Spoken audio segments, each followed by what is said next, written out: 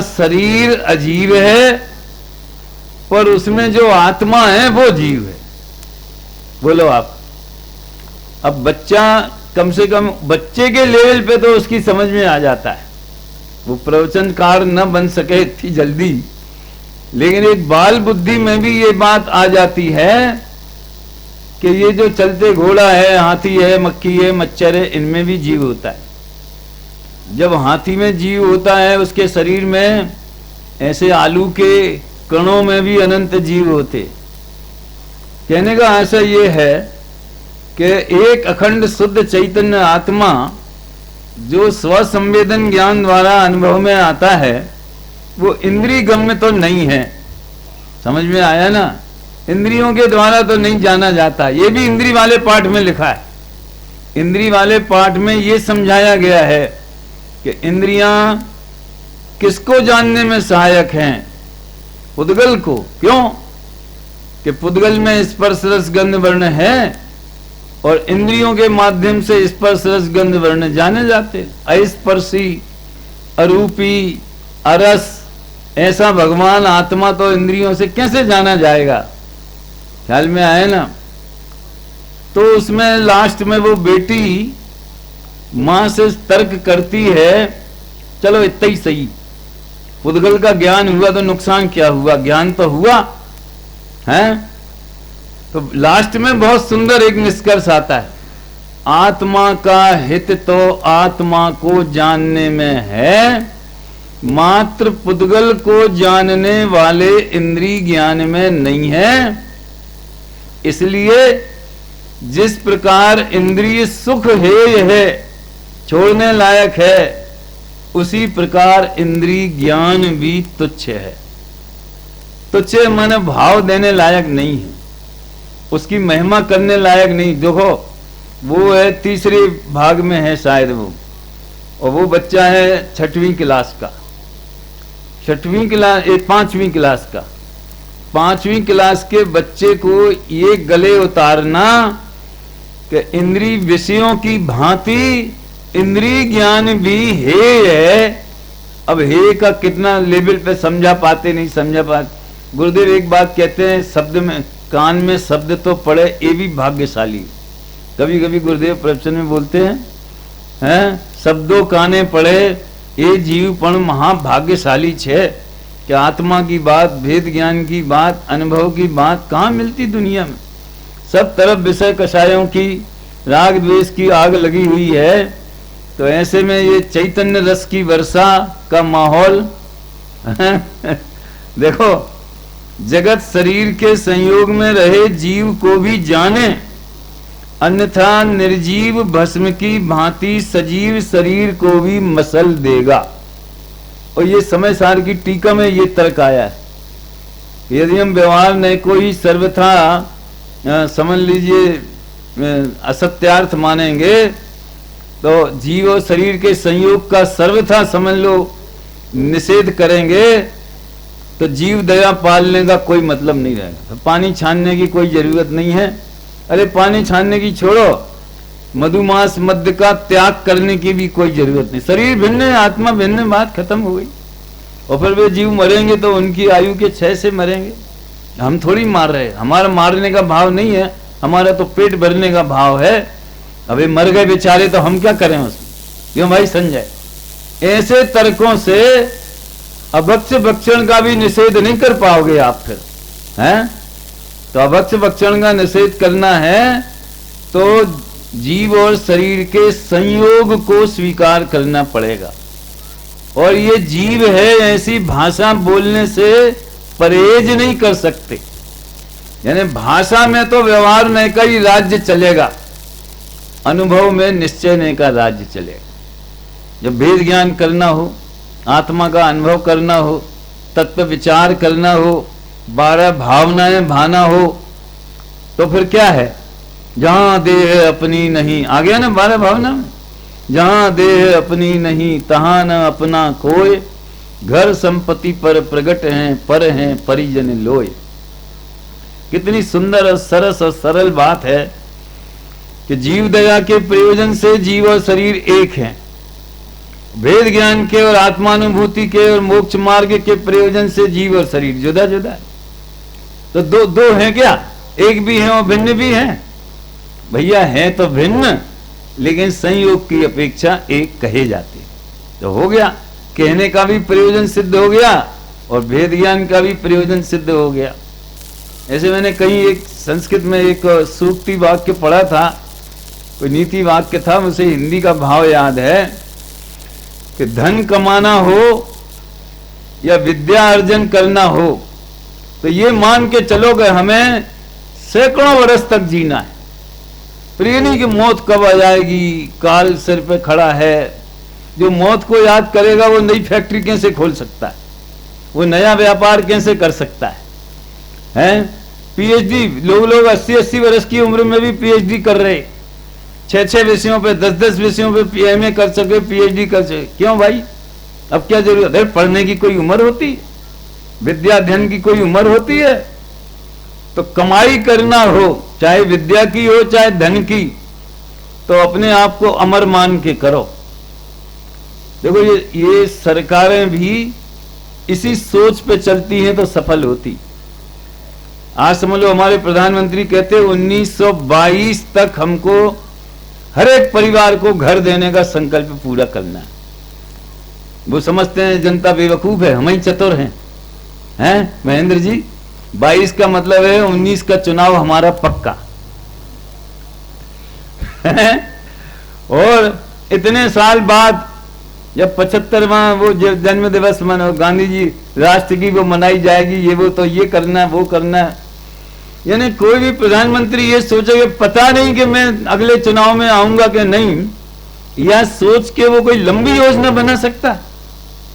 अरे हम नहीं आएंगे, दूसरा आएगा। सवाल व्यक्ति का, देश तो जिंदा रहेगा। एक बहुत मजेदार घटना सुनाता हूं, है तो राजनीति की लेकिन शिक्षा लेने लायक है। अपने एक रामविलास पासवान का नाम आपने सुना होगा।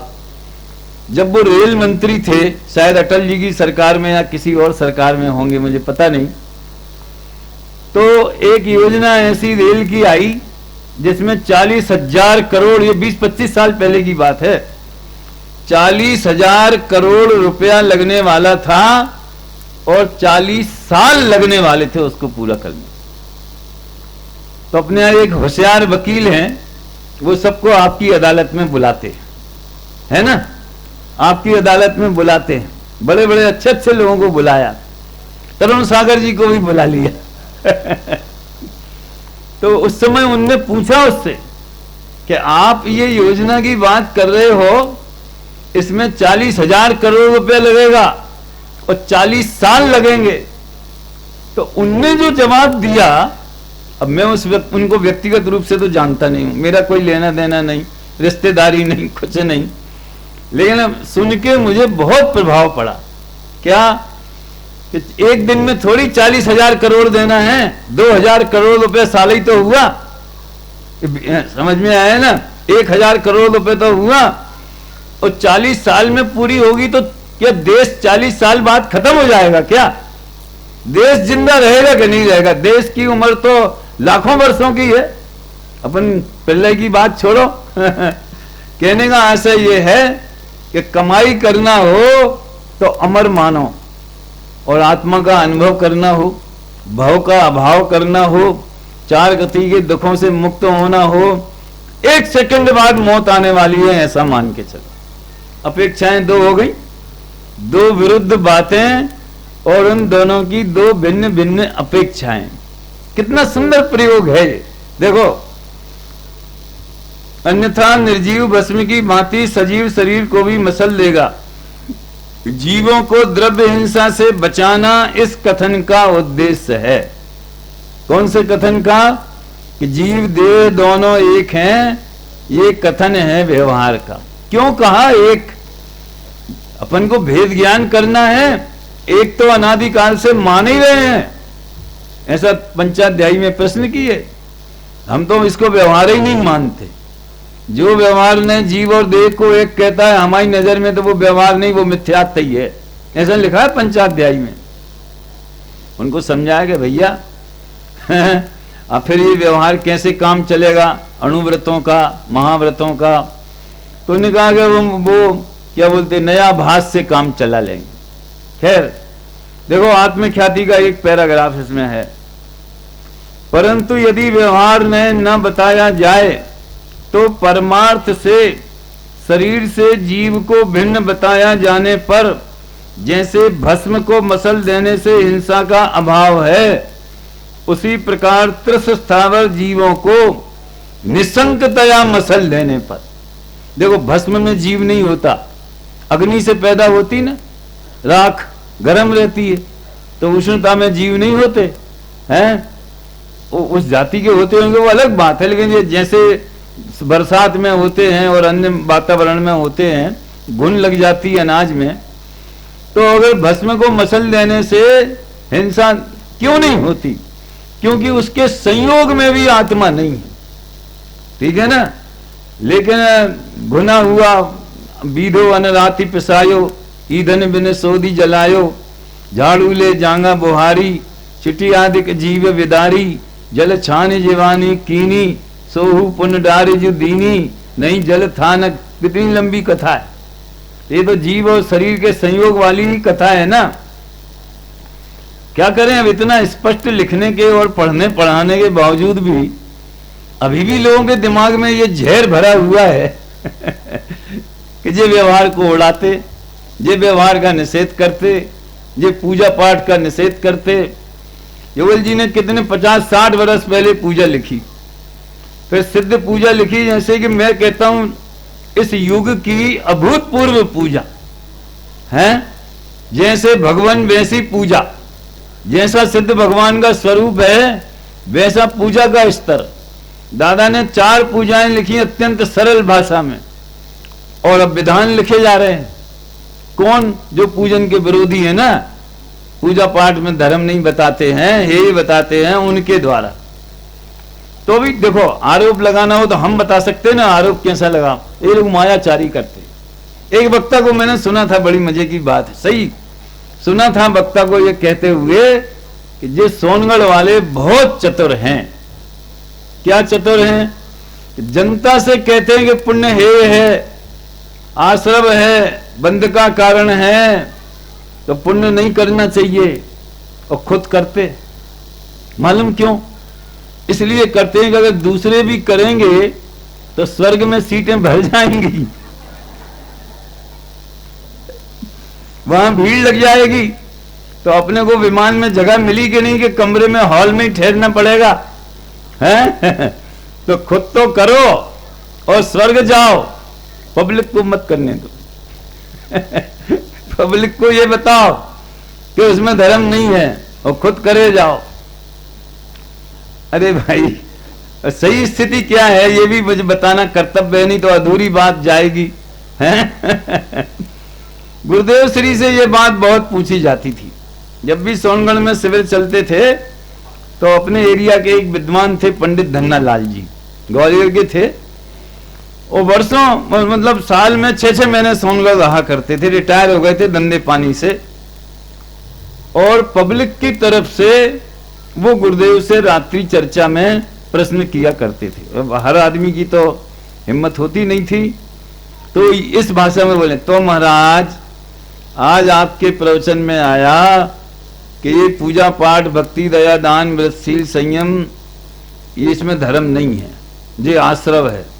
वो तो हमने माना, वो तो हमारी समझ में आ गया, पर आप इतना कह दो, इतना तो बोलो कि जब तक वीतराग नहीं हो जाए तब तक ये पुण्य करना चाहिए कि नहीं करना चाहिए। जब वीतराग की भूमिका आएगी तो छूट ही जाएगा, छोड़ देंगे, लेकिन जब तक वीतराग नहीं हो तब तक करना चाहिए कि नहीं। आप कल्पना कर सकते हैं गुरुदेव क्या जवाब देते थे। वो कहते थे कि ये कहलवाना चाहते, हाँ करना चाहिए, तो कल को झंडा उठा कर देखो करना चाहिए, करना चाहिए, करना चाहिए। इन्हीं की वाणी में विरोधाभास है।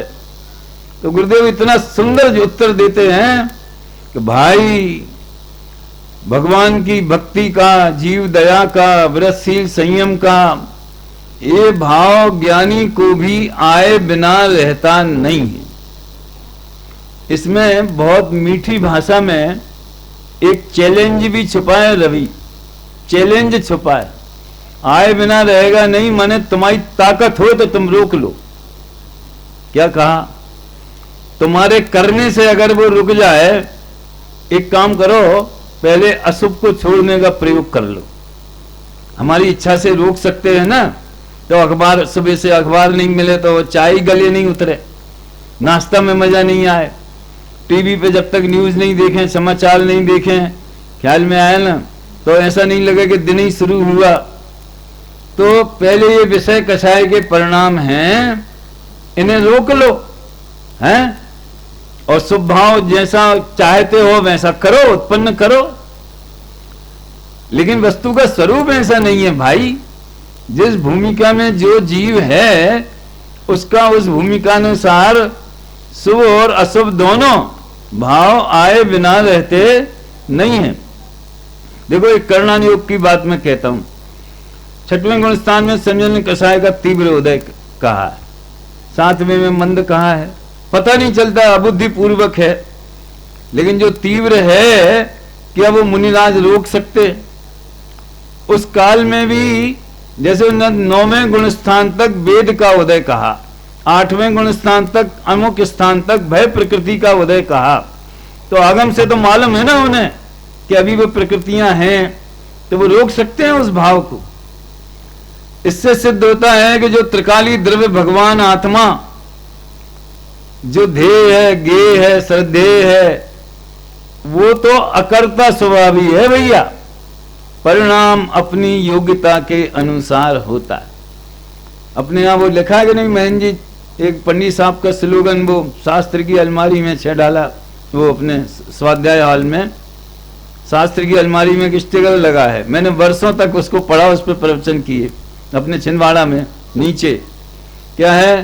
संयोग क्या बोलते, उदय के अनुसार होते। क्या है? संयोग उदय के अनुसार होते हैं, सुख दुख परिणामों के अनुसार होता है, और कार्य तत्समय की योग्यता के अनुसार होता है। अब लगा लो, इसमें महान समझ लो, संयोग से निरपेक्षता, अकर्ता स्वभाव सब आ गया इसमें। तो ये एक व्यवहार ने की उपयोगिता इसमें बताई। यदि व्यवहार ने न बताया जाए तो परमार्थ से, शरीर से जीव को भिन्न बताया जाने पर, जैसे भस्म को मसल देने से हिंसा का अभाव है, उसी प्रकार त्रिस स्थावर जीवों को निशंकतया मसल देने, कुचल देने से भी हिंसा का अभाव ठहरेगा। ये काय के लिए बताया? जीव और देह को एक कहने का क्या प्रयोजन है? यदि व्यवहार ने कथनचित भूतार्थ है और कथनचित अभूतार्थ, तो फिर निश्चय व्यवहार की परिभाषाओं में भूतार्थ को निश्चय और अभूतार्थ को व्यवहार क्यों कहा? सुनो, अभी 11वीं गाथा में तो अभूतार्थ ही लिखा ना, उसी पैसे तो ये सब बात आगे बढ़ी। इसका कारण भी एक प्रयोजन विशेष है, अभूतार्थ कहने में भी प्रयोजन है, और वो ये कि निश्चय नय के आश्रय से मुक्ति की प्राप्ति होती। अब यहां भी अपेक्षा, निश्चय नय के आश्रय माने निश्चय नय का, परम शुद्ध निश्चय नय का विषय ज्ञायक भाव, उसके आश्रय से मुक्ति की प्राप्ति होती, और व्यवहार नय के आश्रय से नहीं। जिसके आश्रय से मुक्ति हो, सुनना, यहां भूतार्थ माने हैं प्रयोजन भूत, विद्यमान वाला अर्थ नहीं लेना, मैंने पहले बता दिया था 4 दिन पहले। प्रयोजन भूत, तो जिसके आश्रय से मुक्ति हो वो भूतार्थ, और जिसके आश्रय से मुक्ति न हो वो अभूतार्थ। वो हमारे मतलब का नहीं है। निश्चय को भूतार्थ और व्यवहार को अभूतार्थ कहने में यही दृष्टि रही है। जिनवाणी में व्यवहार ने को स्थान तो इसलिए प्राप्त हुआ है कि वह किन्हीं किन्हीं को और कभी कभी प्रयोजनवान होता है। ये 12वीं गाथा। और अभूतार्थ इसलिए कहा है कि उसके आश्रय से मुक्ति नहीं होती। ये शायद कली का एक प्रवचन मैंने पंडित साहब का सुना था, उसमें ये 12वीं गाथा की बात को बहुत अलग नए ढंग से बोला कि जो औषधि है ना, दवाई, वो किसी किसी को और कभी कभी प्रयोजनवान है। वो सैद्धांतिक रूप से सबको खाना चाहिए ऐसा तो नहीं। सिर दर्द की गोली है, किसको खाना चाहिए? जिसको सिर दर्द है। कब तक खाना चाहिए? जब तक सिर दर्द मिटे नहीं। समझ में आया ना? ऐसे निचली, इसका लोग बाग ये अर्थ लगाते हैं कि निचली भूमिका में प्रयोजनवान है, यानी शुभ भाव करने लायक है। क्योंकि हम व्यवहार हमने बोला और हमारी कनेक्शन सीधे पुण्य क्रियाओं पर, बाह्य क्रियाओं पर जाता है।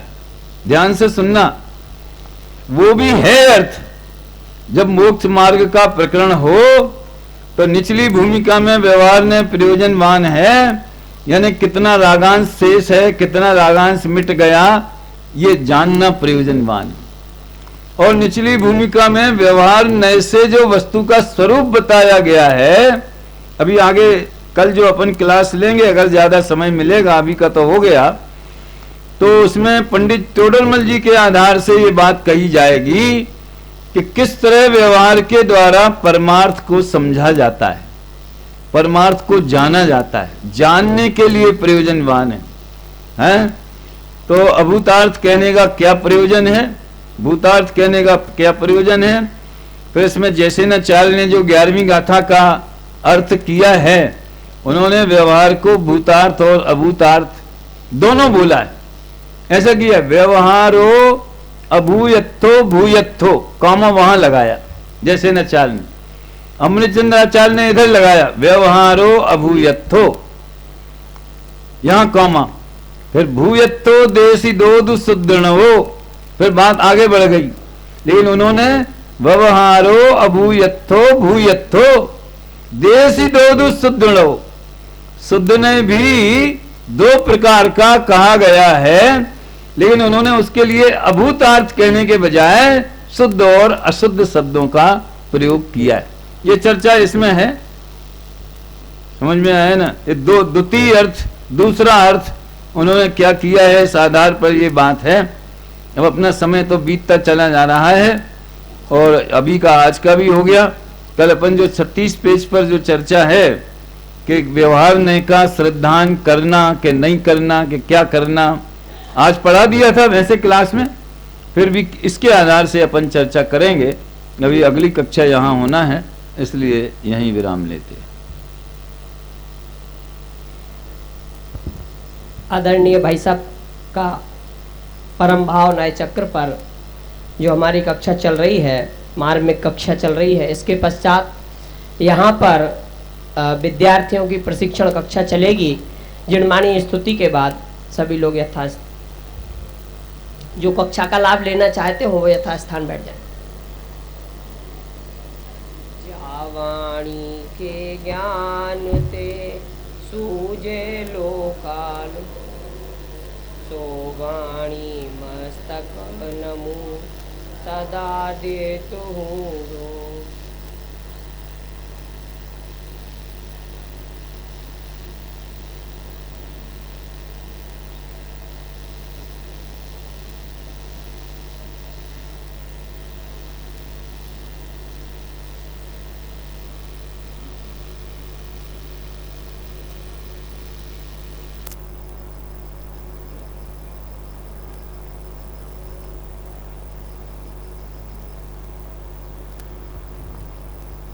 शाम के सब कार्यक्रम यथावत रहेंगे। 6:30 बजे से प्रौढ़ कक्षा हमारे डॉक्टर प्रवीण जी द्वारा जो यहीं पर चलती है, 7:15 बजे से 7:45 तक जिनेंद्र भक्ति होगी। 8 बजे से 8:45 तक प्रथम प्रवचन एवं द्वितीय प्रवचन के रूप में आदरणीय भाई साहब सुमत प्रकाश जी का मांगलिक प्रवचन होगा।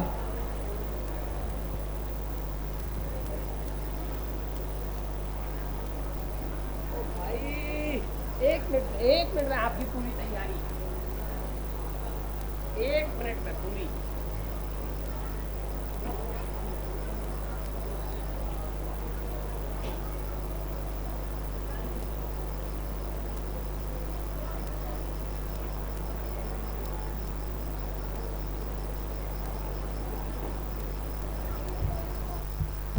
हेलो